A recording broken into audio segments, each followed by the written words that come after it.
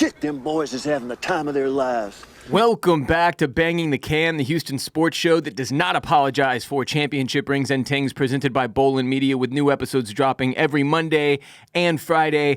I am Ross Bolen, and holy shit, they did it. The crazy sons of bitches did it. The Astros swept their series against the Rangers. They maintained the silver boot for the 9th consecutive season, and they retook the lead in the American League West all in one fell swoop. Woo! I'm going to be honest with y'all. Man, I didn't see that shit coming. My heart was filled with doubt, especially after Yordan went down game 1 of this series. I was weak. I thought we were cooked. My morale was at an all-time low watching that big galoot slip on home plate like Bowser slipping on a banana peel in Mario Kart. What the hell was Yordan doing there? We have to talk about it. What the hell was that? Look, I don't care that he ran through the stop sign the third base coach threw up. Tony Perez-Chica seemed like initially he was waving Yordan home, and then he switched up to a stop sign way too late for Yordan to react in time and slow himself down because he's like a freight train when he's running. And Tony P, in my opinion, has made way too many mistakes as third base coach to be there next season. There needs to be a change there. But what the shit was Yordan doing not sliding into home? You learn this in like coach's pitch, man. You slide into home plate. If there's a play at the plate, you definitely 100% always slide. You always slide, because that's not a base. That's a fucking plate, dude.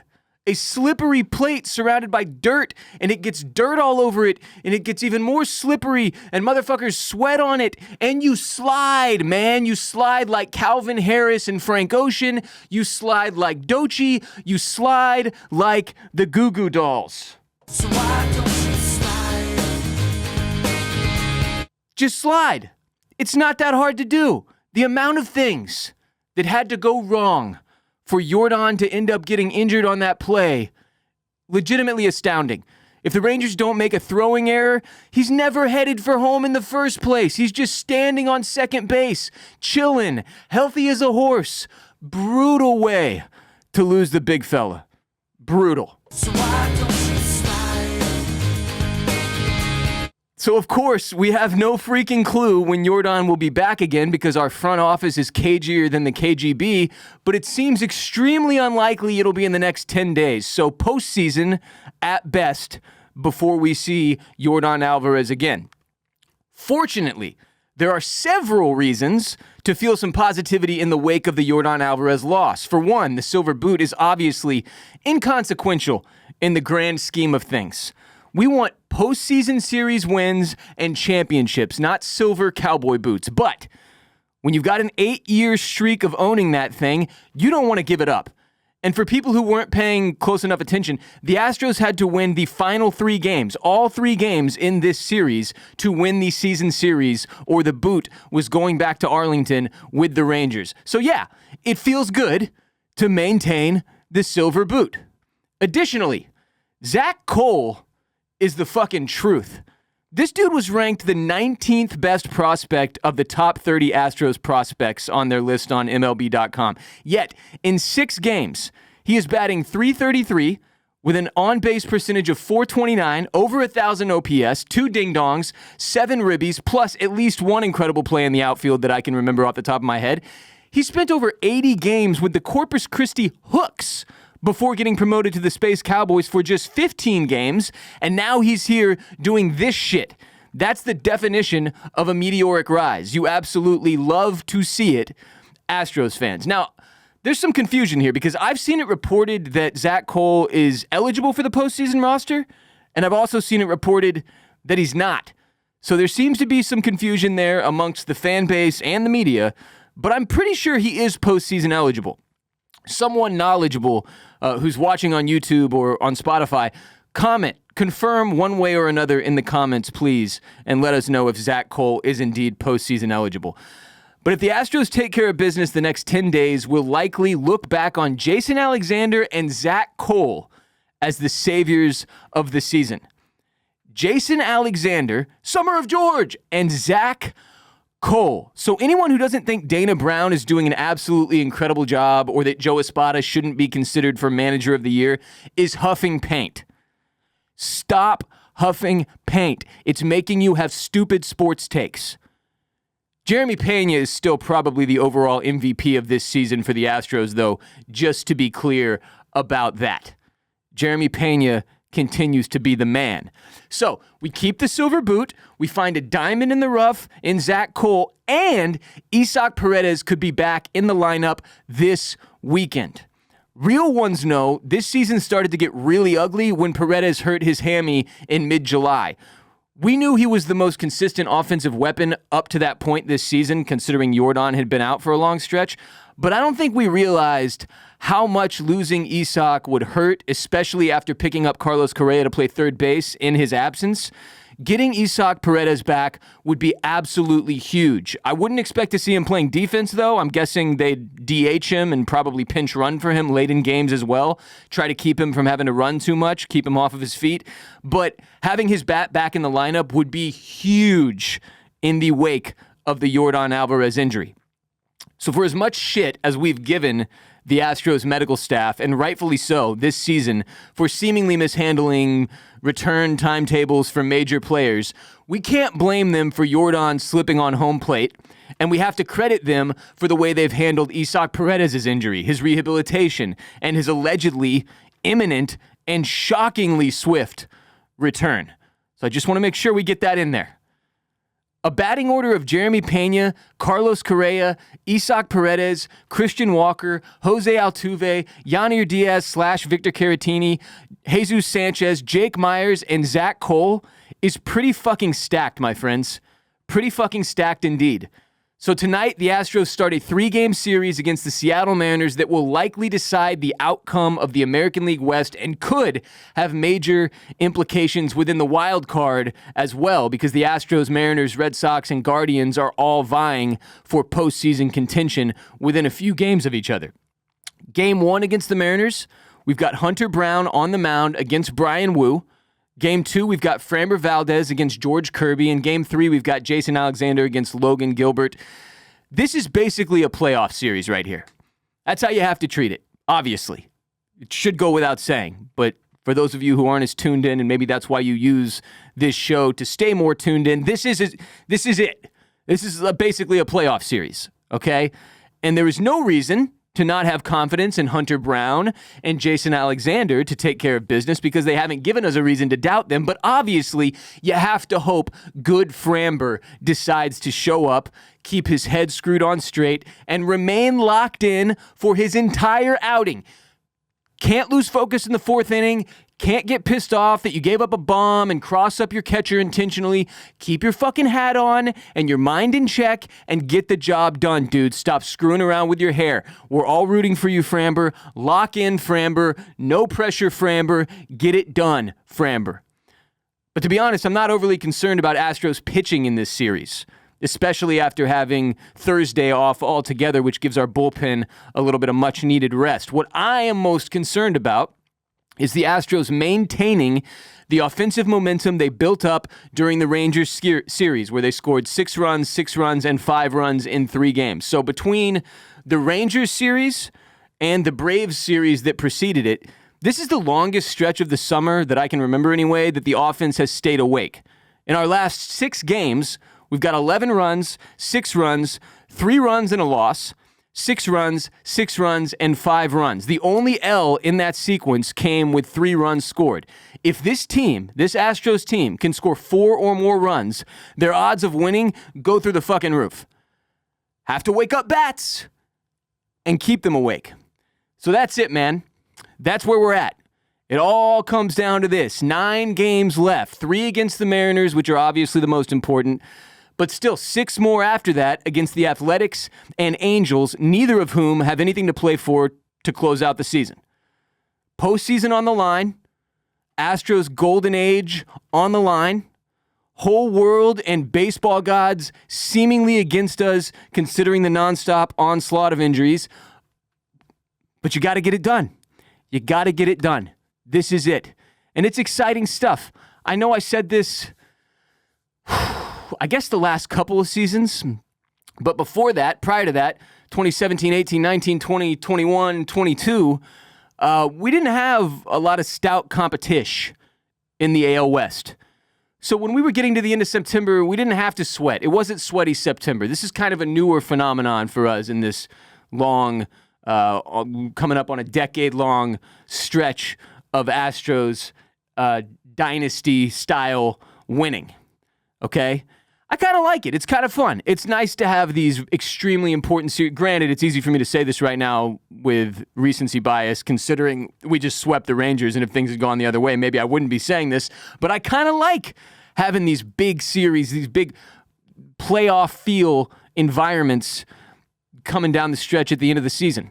And frankly, it's kind of nice that we had these two huge series stack up back-to-back with the Rangers, where we pretty much get to end their postseason contention. That was sick. Rangers fans, if you're still here, you come at the king. You best not miss. But we had that Rangers series, then the Mariners series, two huge series, 6 enormous games in a row. And then, if things go really well, which hopefully they do, we keep the momentum, and you go into the Athletics and the Angels, and it's like, well, those are obviously not nearly as competitive of teams, and it gives you a little bit of wiggle room or slack on the line, if you will, so that you don't necessarily have to maintain the same level of pressure you had in those 6 games. Maybe it would be good for them too, considering the playoffs are just around the corner. I'm just saying it gives them a little bit of time to catch their breath before the postseason if they handle business against the Mariners, and obviously those series are still going to be very, very important. It's not a given that you'll beat anybody, and especially knowing this Astros team and how we have performed against the likes of the Athletics and the Angels, especially the Athletics, where we seem to play down to the competition and not respect the fact that they've got some ballers on their squad, and they're a professional baseball team, even if they don't have a fan base or a stadium,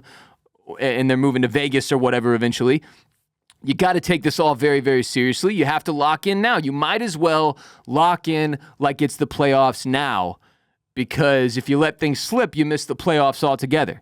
That's still, I want to be clear, for the more casual viewers and listeners amongst us, it's still very much a possibility that the Astros could miss the playoffs altogether.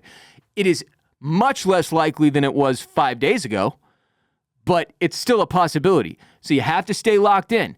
And I can't stress that enough with regard to Framber Valdez. Like, that's the thing about Framber that's so scary. Just to close out here, you can see him look really, really good in the first inning, the second inning even, maybe even the third. But all of a sudden in the fourth, he starts to get bored.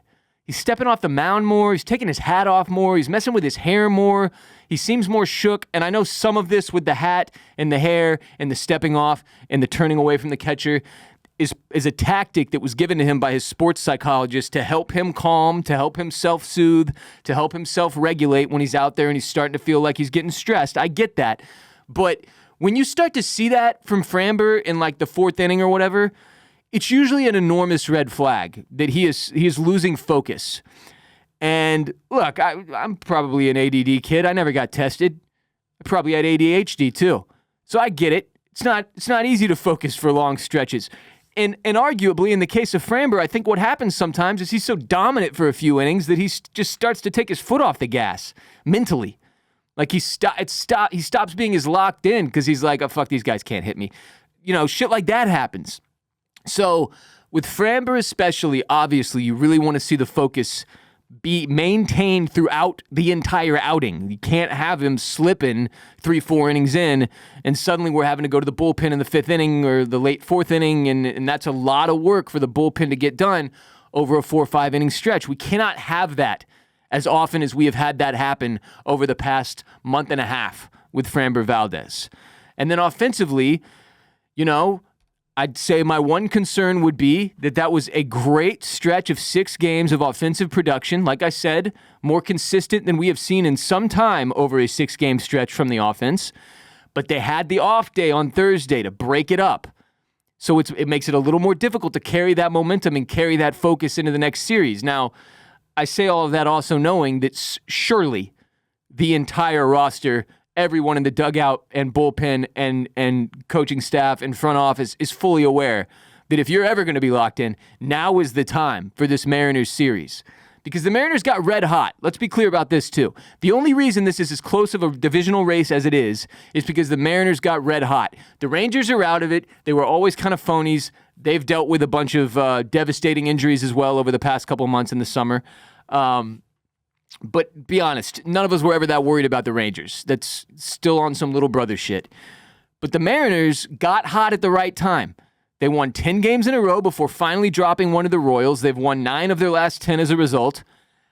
Closed out that series against the Royals with one more win. And that's why we're tied. We are tied. Neck and neck.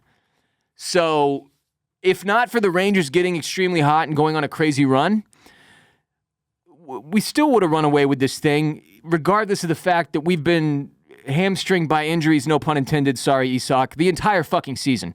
So this is it. We are there. The thing I talked about trying to avoid all August, trying to avoid sweaty September, obviously that didn't happen. Now it's an inevitability. We're dick deep in the sweat. Sorry. No offense meant. But now you got to close it out. You got to keep it rolling. You got to maintain the momentum. You got to keep the laser focus. You got to keep swinging, keep the bats awake. Wake up, bats. And you got to hold it down on the mound and in the bullpen as well. Because you don't worry about this team very much defensively. There aren't that many defensive mistakes. You know, it's going to be offensive production that closes out this season strong. And look, the danger here is that the Mariners have been insanely hot. And what you want is to be one of the hottest teams in baseball going into the postseason. Those are the teams that win championships. How many times have 90-plus win teams kind of gotten in a lull right before the postseason, and then they get knocked out? They don't make a deep run because they got cold at the wrong time. That happens a lot. How many times have not so great teams caught fire at exactly the right moment? Most recent example probably being the Arlington Rangers in 2023 or 2023, I think. 2023. They weren't that great of a team. We've seen how they've done since. We know how they did before. They caught fire at the right time. They won a championship as a result.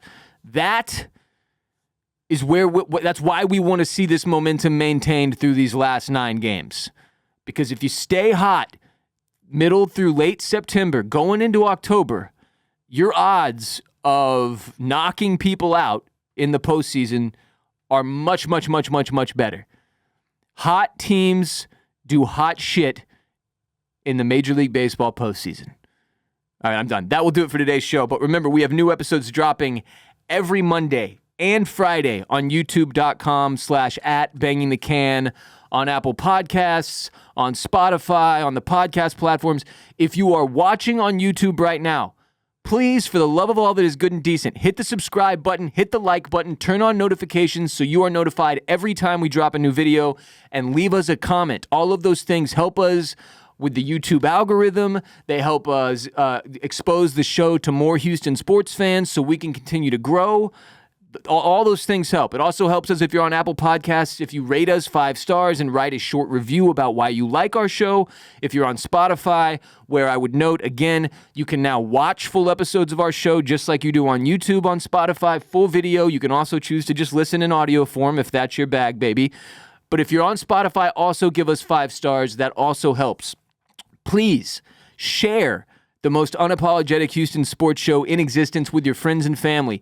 Tell your mom, your dad, your aunt, your uncle, your cousins, your brothers, your sisters. Tell your people, your classmates, your colleagues, your coworkers. Share Banging the Can with the other Houstonians. I'm doing everything I can between social media and marketing online, but when it comes down to it, with shows like ours, the best way to grow is word of mouth from people who enjoy your show. I am Ross Bolen. You can follow me on Twitter and Instagram at WRBolen. You can follow our show at Banging the Can on TikTok, on Instagram, on Threads, on Twitter. I would note, if you're a Twitter person or X, then you know, if you spend time on Twitter during the games, I often live tweet during Texans and Astros games. Pretty sparingly. I'm not going crazy with it and giving you updates every play like I'm a radio broadcaster. but I comment on the game over the course of the game on Twitter, whether it be the Astros game or the Texans game this upcoming Sunday, or when the Rockets get started, the Rockets as well. I don't really mess as much with the Dynamo or the Cougs or you know, I focus on the big three for the most part. That's what I've got time for in my busy schedule. So follow at Banging the Can on Twitter, TikTok, Instagram, Threads. Follow me at WR Bolen. I will be back on Monday to discuss the results of the Astros-Mariners series as well as Texans-Jaguars. Going to be a big show on Monday. Have yourselves a weekend. Go Astros, go Texans, and until next time, H-Town, stay down.